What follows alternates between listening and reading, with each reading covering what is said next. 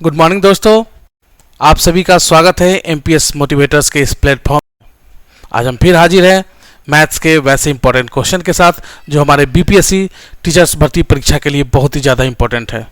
देखते हैं हम पहला क्वेश्चन है 3 का पावर 11 प्लस 3 का पावर 12 प्लस 3 का पावर 13 प्लस 3 का पावर 14 निम्नलिखित में से किससे विभाजित है। ऑप्शन है 11, 24, 14 और 7। यहाँ हम देखते हैं 3 का पावर 11 कॉमन लेकर तो 1 प्लस 3 का पावर 12 है यानी एक 3 बचेगा, 3 का पावर 13 है यानी 3 का पावर 2 बचेगा यानी 9 प्लस 3 का पावर 14 है यानी कि 3 का पावर 3 बचेगा यानी 27। 3 का पावर 11 गुने 3 4 9 13 13 27 40। इसको लिख सकते हैं 3 का पावर 11 गुने 2 का पावर 3 गुने 5, 2 दूना 4 दूना 8 5 40। अब ध्यान से देखिए, हमारे पास ऑप्शन था 11, 24, 14 और 7। तो इसमें 3 का पावर 10 गुने 3 का पावर 1 और 2 का पावर 3 गुने 5, इसको इस प्रकार लिख सकते हैं। और इसको यहाँ पर देखें 2 का पावर 3 जो कि हो जाएगा 8 और 3 यानी कि 24। तो हमारा 24 यानी कि ऑप्शन नंबर बी 24 सही है। यानी कि जो दिया हुआ है 3 का पावर 11 प्लस 3 का पावर 12 प्लस 3 का पावर 13 प्लस 3 का पावर 14 24 से विभाजित है। इस तरह के क्वेश्चन में पूरा सॉल्व नहीं करना है, बस हमें यह ध्यान रखना है कि अगर बेस सेम है तो मिनिमम पावर क्या है। मिनिमम पावर यहाँ पे 11 है तो कॉमन ले लिए और 1 प्लस 3 प्लस 9 प्लस 27 को ऐड किए 40 है, इसका फैक्टराइज किए तो हमें यह प्राप्त हो गया। और उसके बाद हम देखे हैं कि ऑप्शन में चूंकि 7, 14 और 11, ये तो 7 है ही नहीं इसमें और 11 है ही नहीं, तो तीनों ऑप्शन तो होगा नहीं, बच गया 24। तो यहाँ पे देखिए 2 का पावर 3 है और एक 3, इसको मिलाकर 24 आ जा रहा है, इसलिए यह 24 से विभाजित है। आइए अब देखते हैं दूसरा प्रश्न स्टार्ट करें उससे पहले चाहेंगे कि आप हमारे चैनल को अभी तक सब्सक्राइब नहीं किए हैं तो सब्सक्राइब कर दें ताकि हम जो भी वीडियो अपलोड करें आपके पास नोटिफिकेशन मिलते रहे। आगे देखते हैं, हमें 5 अंकों की सबसे बड़ी संख्या ज्ञात करना है जिसमें 12, 15, 21 और 34 में भाग देने पर 7 शेष बचे। ऑप्शन हमारे पास दिया गया है। तो इसका तो हम लोग जानते हैं कि इसका एलसीएम लेंगे, उसके बाद डिवाइड करेंगे, फिर जो रिमाइंडर आएगा घटाएंगे, लेकिन उस प्रोसेस का प्रयोग नहीं करना है। हम ट्रिक देखेंगे, चूँकि 12 को ही ले लेते हैं। अगर ये 12 से डिविजिबल है, यदि 12 से भाग देते हैं तो 7 शेष बचता है। मान लीजिए कोई भी एक संख्या है, ये चारों में से ही होगा एक आंसर, उसमें अगर 12 से भाग देते हैं तो 7 शेष आता है, रिमाइंडर 7 आता है। तो हम यहाँ देखेंगे चूँकि 12 3 से डिविजिबल है तो 3 से ही इसको भाग देते हैं, तो 3 से जब 7 में भाग देंगे तो 1 रिमाइंडर आएगा। यानी कि इस चारों संख्या में अगर 3 से भाग दे और 1 रिमाइंडर आ जाए तो समझेंगे हमारा वही आंसर है। ट्रेडिशनल तरीका का प्रयोग नहीं करना है, इसी तरीका का यूज करके हमें इसे जल्द से जल्द सॉल्व कर लेना है। 99957 3 से डिविजिबल का नियम जानते हैं कि उसके अंकों का योगफल यदि 3 से विभाजित हो तो पूरा संख्या 3 से विभाजित होगा। तो उसी हिसाब से देखते हैं, हमें 9 9 9 5 7 18 9 27 5 32 7 39, यहाँ पे यह 3 से पूरी तरह कट जा रहा है। फिर देखते हैं 9 9 9 7 7 18 9 27 7 34 7 41 आ रहा है जो कि रिमाइंडर 2 आएगा। 3 से डिविजिबल करने पर यहाँ पे रिमाइंडर 2 आएगा, तो ये भी ऑप्शन नहीं होगा। देखते हैं 9 9 9 8 7, इसको देखते हैं 9 27 27 8 35 35 7 42, ये भी पूरा 3 से कट जा रहा है। इसको देखते हैं 9 9 9 6 7, यहाँ पे देखेंगे 9 9 18 9 27 6 33 33 40, यानी कि 13 3 39 और 1 शेष बच रहा है, यानी कि 3 से भाग देने पर 1 शेष बच रहा है, यानी हमारा यही आंसर हो जाएगा। यानी 99967 में यदि हम 12 से 15 से 21 से 34 से भाग देंगे तो हमें शेषफल 7 प्राप्त होगा। इस प्रकार हम इसको कम समय में बना सकते हैं। अब आइए देखते हैं तीसरा प्रश्न। तीसरा प्रश्न परसेंटेज चैप्टर से है। जैसा कि आप लोग जानते हैं, जो पहले से वीडियो देख रहे हैं, कि प्रतिशत चैप्टर पूरा पढ़ाया गया है। डिस्क्रिप्शन में लिंक है, आप उसको देखिएगा। उसी से एक क्वेश्चन यहाँ पर लाया गया है। ए का 30% को बी के 40% में जोड़ने पर बी का 80% प्राप्त होता है। तो बताइए ए का कितना प्रतिशत बी है। इसे हम इस प्रकार कर सकते हैं, ए का 30% में बी का 40% जोड़ेंगे तो बी का 80% आता है। इसको लिख सकते हैं 30/100 ए प्लस 40/100 बी 80/100 बी। सब में 100 है, 100 को हटा भी सकते हैं, 0 0 0 कैंसिल। तो 3a plus 4b equal to 8b। इसको हम इतना भी लिख सकते हैं। यहाँ से देखेंगे 8b minus 4b equal to हो जाएगा 3a, जिसको कि लिख सकते हैं 8b minus 4b 4b 3a।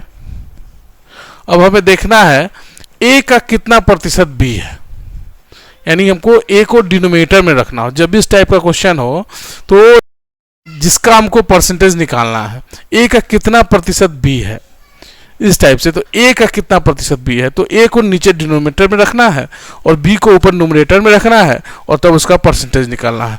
तो यहाँ देखिए हमें b/a प्राप्त करना है। तो इसके लिए हम यहाँ से b/a इक्वल टू हो जाएगा 3/4 और इसको परसेंटेज में बदलेंगे तो हो जाएगा 3/4 इंटू 100 यानी 25 75%, यानी हमारा ऑप्शन 75% बिल्कुल सही है।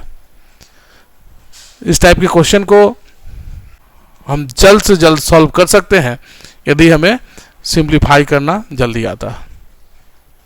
सरलीकरण चैप्टर हमने पढ़ाया है पहले, डिस्क्रिप्शन में लिंक है, उसको आप देखिएगा।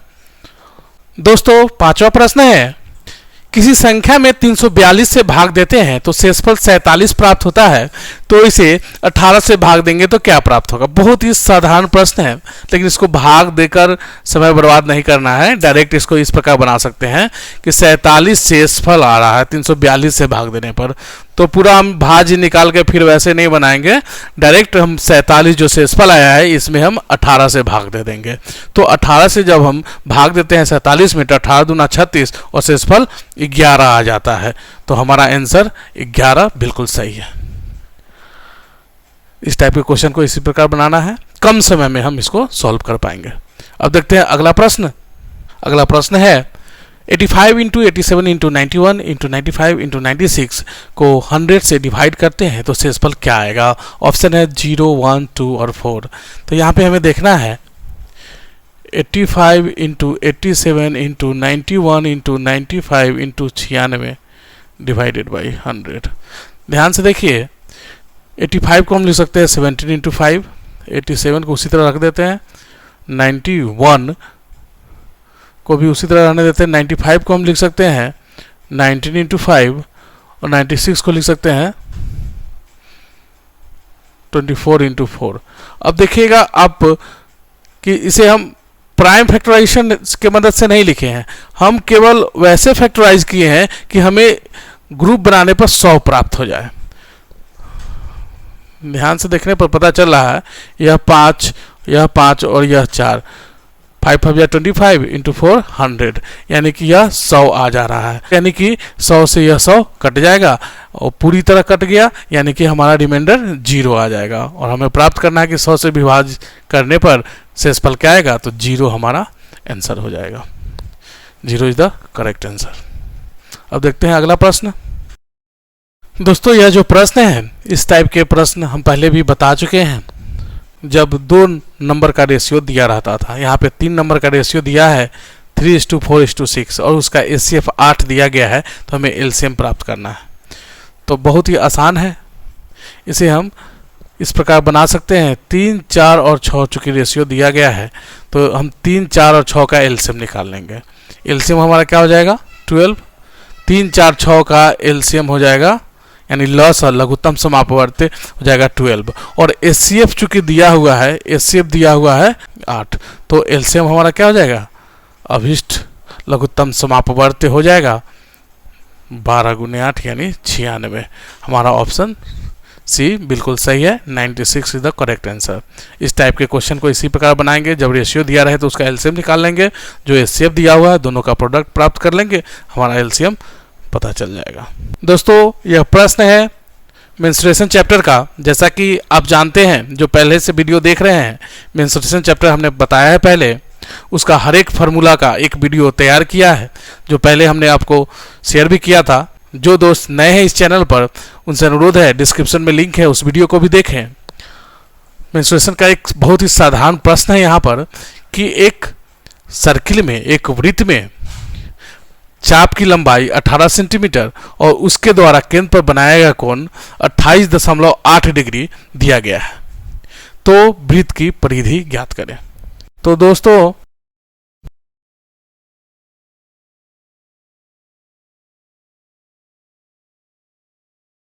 यहाँ पे हमें चाप की लंबाई 18 सेंटीमीटर और इसके द्वारा केंद्र पर बनाया गया कोण 28.8 डिग्री प्राप्त है।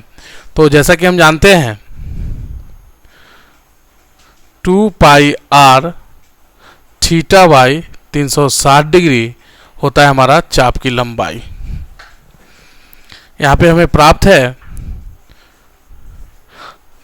थीटा, जो कि है 28.8 डिग्री,